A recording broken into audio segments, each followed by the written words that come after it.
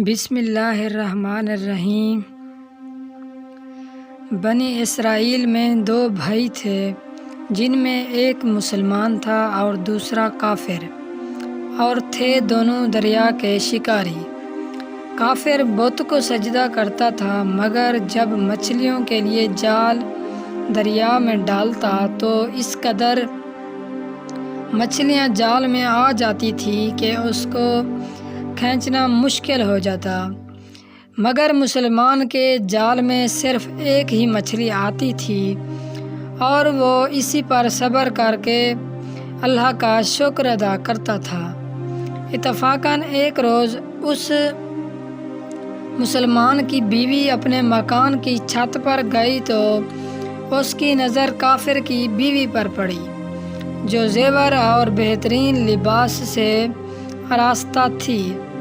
یہ دیکھ کر اس مسلمان کی بیوی کے دل میں وسوسہ پیدا ہوا کہ کاش میں بھی ایسی ہی ہوتی، تو کافر کی بیوی بولی کہ تم اپنے شوہر کو آمادہ کر لے، وہ بھی میرے شوہر کے معبود یعنی بت کی عبادت کیا کرے، تاکہ تو بھی میری طرح مالدار ہو جائے۔ یہ سن کر مسلمان بھائی کی بیوی کچھ غم زدہ سی ہو کر نیچے آئی، اور جب اس کا شوہر گھر آیا تو اس نے بیوی کا غم زدہ حال دیکھ کر دریافت کیا کہ آخر کیا بات ہے جس سے تو اس قدر غم زدہ معلوم ہوتی ہو؟ تو وہ کہنے لگی، بس میاں، یا تو تم مجھے طلاق دے دو یا اپنے بھائی کے بت کی پوجا اختیار کر لو۔ یہ سن کر اس کے شوہر نے کہا کہ اللہ کی بندی، تو اللہ سے نہیں ڈرتی؟ ایمان کی دولت کے بعد یہ کفر کی باتیں کرتی ہے۔ تو عورت بولی،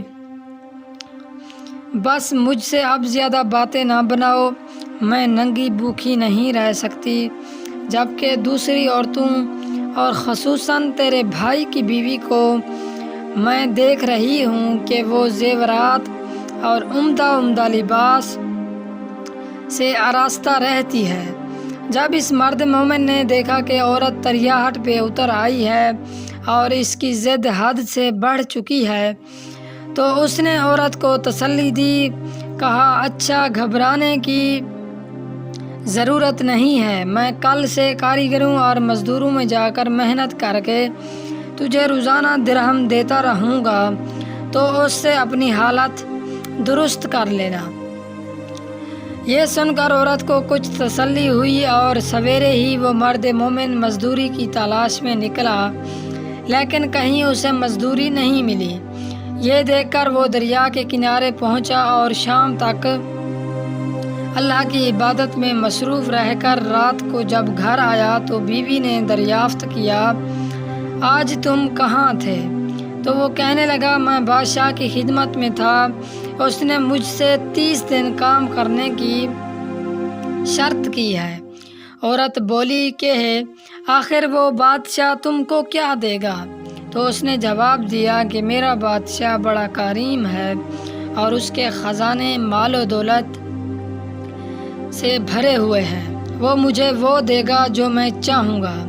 چنانچہ اسی طرح برابر وہ اپنے اللہ کی عبادت میں مصروف رہا، اور تیسری رات ہوئی تو بیوی نے کہا، سنو میاں، اگر کل تم نے مجھے مزدوری لا کر نہیں دی تو تم پر مجھے طلاق دینا لازم ہو جائے گا۔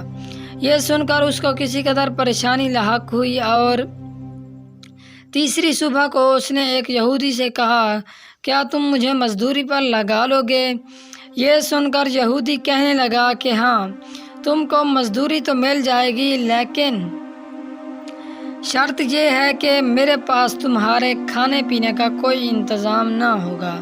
چنانچہ وہ مرد مومن روزہ کی نیت کر کے یہودی کے ساتھ ہو لیا، اور اللہ تعالیٰ کے حکم سے حضرت جبرائیل علیہ السلام 29 اشرفیاں ایک نورانی طباق میں لے کر اس کی بیوی کے پاس پہنچے اور کہنے لگے، میں بادشاہ کا قاصد ہوں، اسی نے یہ اشرفیاں لے کر مجھ کو تیرے پاس بھیجا ہے اور فرمایا ہے کہ تیرا شوہر ہمارے کام میں تھا، ہم نے اس کو نہ چھوڑا یہاں تک کہ اسی نے ہم کو چھوڑ دیا اور یہودی کے پاس چلا گیا۔ اگر وہ ہمارا کام کرتا تو ہم اس کو اور زیادہ اجرت دیتے، بس یہ ایک اشرفی کی کمی اسی وجہ سے ہوئی ہے۔ چنانچہ وہ عورت ان میں سے ایک اشرفی لے کر بازار گئی جس پر کلمہ شہادت لکھا ہوا تھا۔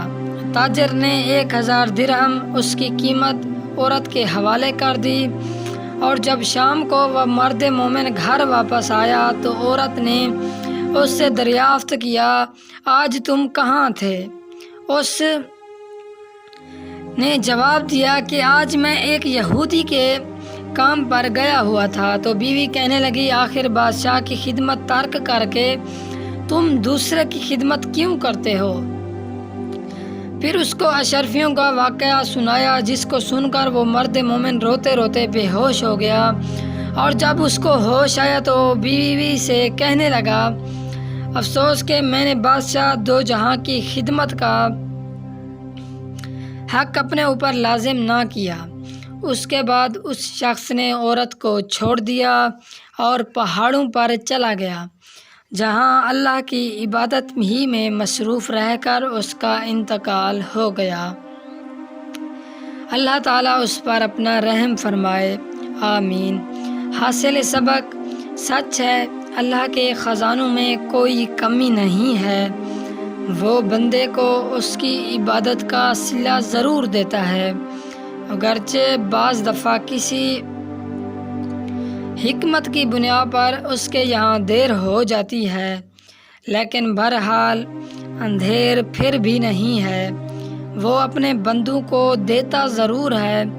اللہ تعالی ہم سب کو صبر و شکر کے ساتھ رہ کر زندگی گزارنے کی توفیق عطا فرمائے۔